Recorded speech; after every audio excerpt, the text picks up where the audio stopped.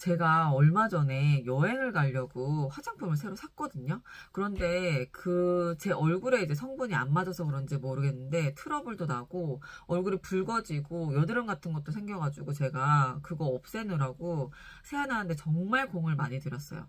그런데 이제 트러블이 나다 보니까 제 피부가 원래 이제 있었던 피부랑 조금 타입이 달라질 수 있잖아요.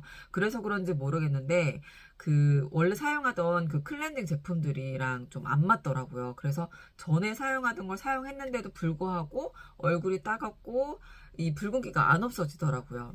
그래서 지금처럼 이렇게 트러블이 갑자기 생기거나 여드름이 발생했을 때 정확히 어떻게 세안해야 하는지 이 방법만 알면 피부과를 가서 내 시간과 에너지 그리고 돈을 쓰지 않더라도 집에서 홈케어로 진정시킬 수 있는 방법 알려드리도록 하겠습니다. 이건 따라하면 무조건 피부가 좋아질 수밖에 없어요.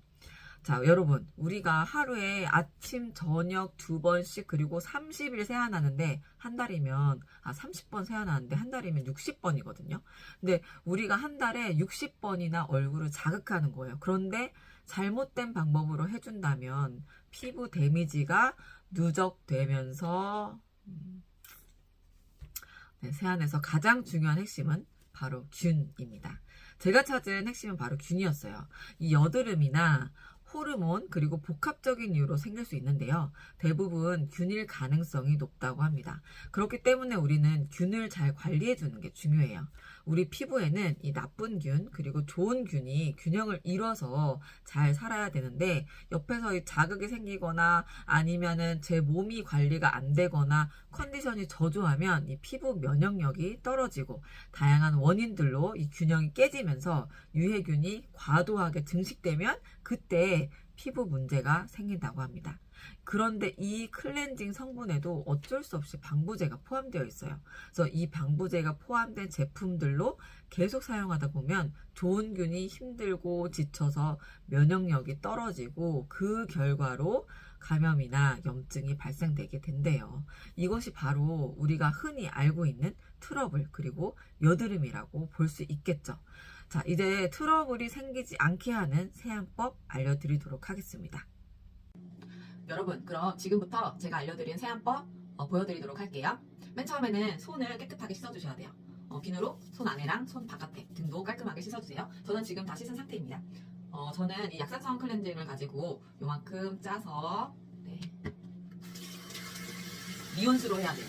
그리고 이렇게 거품을 많이 내주세요. 이렇게 거품을 많이 내거든요. 거품을 낸 상태에서 안쪽에서 바깥으로 세안해 줍니다.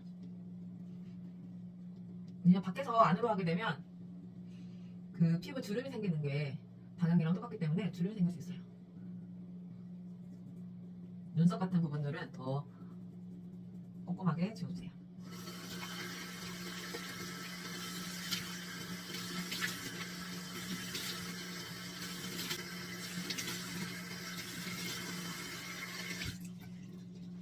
됐죠?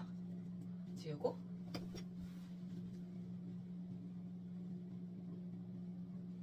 살살살 닦아준 다음에 바로 수분을 공급해주세요. 건강한 피부의 농도는 약산성 4.5에서 5.5 정도인데 이 알칼리성 클렌저는 피부 산도가 올라가면서 균형이 깨져서 피부 장벽도 무너지고 유해균이 빠르게 증식할 수 있다고 합니다. 산성 클렌징은 씻기는 감은 좀 덜해도 피부 표면 균 번식을 억제할 수 있대요. 그래서 저는 이렇게 피부가 예민해지고 민감했을 때에는 약산성 제품을 추천드립니다. 또 저는 비누는 클렌징으로 추천하진 않아요. 평소처럼 제 피부가 이렇게 건강하고 제 컨디션도 좋을 때에는 괜찮은데 비누 중에도 이 약산성 비누도 있긴 하지만 아무래도 대기 중에 계속 노출되다 보니까 이 먼지나 세균들이 계속 닿을 수밖에 없어요. 그래서 저는 비누보다는 통 안에 들어있는 그런 클렌징 제품들을 선호합니다. 보통 트러블이 자주 발생하는 분들 보면 세안할 때 안 좋은 습관을 갖고 계시더라고요. 저도 몰랐는데 이번에 준비하면서 제가 이 습관들 4가지 찾아보았는데요. 하면 안 되는 세안법 4가지 알려드리도록 할게요. 첫 번째, 세안을 너무 자주 하면 안 돼요. 저도 맨 처음에는 자주 하는 게 좋은 줄 알고 굉장히 하루에도 여러 번씩 씻었거든요. 그런데 안 좋다고 합니다. 그리고 두 번째, 뜨거운 물로 세안하는 거. 겨울에는 날씨가 너무 춥잖아요. 그래서 저는 저뿐만이 아니라 아이들한테도 굉장히 따뜻하고 뜨거운 물로 세안을 시켜주는데요. 그렇게 하면 안 된다고 합니다. 그리고 세 번째, 꼼꼼하고 빡빡 문지르는 거. 네. 이런 거 뭐 생기면은 여기 더 깨끗하게 하고 싶어서 이 여드름이나 트러블 나는 부위를 저는 더 많이 문질렀거든요. 그거 좋지 않다고 해요. 그리고 마지막 네 번째, 이 뾰루지 생겼을 때 면봉으로 짜버리는 거.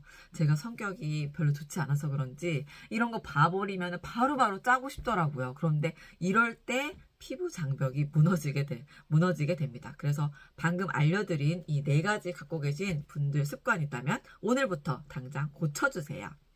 자, 그러면 이 클렌징별로 세정력의 차이가 있을 것 같은데요. 저희 집에도 오일, 밀크, 밤, 워터 이렇게 다양하게 갖고 있어요. 그래서 내 피부가 안 좋은 상태면 저는 오일이 아예 없는 워터 타입을 추천합니다. 그런데 이제 세정력의 차이는 클렌징 오일, 그리고 클렌징 밀크, 밤, 워터 순으로 세정력 차이가 있고, 하지만 제품마다 조금씩 다르기 때문에 성분을 조금 더 꼼꼼히 확인해 주세요. 자, 오늘 가장 중요한 포인트는 그때그때마다 내 피부의 상태에 맞게 제품을 바꿔가면서 사용해 주시는 게 가장 좋습니다. 그리고 잘 때 이 머리카락 그리고 베개는 청결하게 관리해 주시고 물 자주 마셔주세요. 다음 주는 약산성 클렌징 폼의 종류와 성분에 대해 더 자세히 알려드리도록 하겠습니다.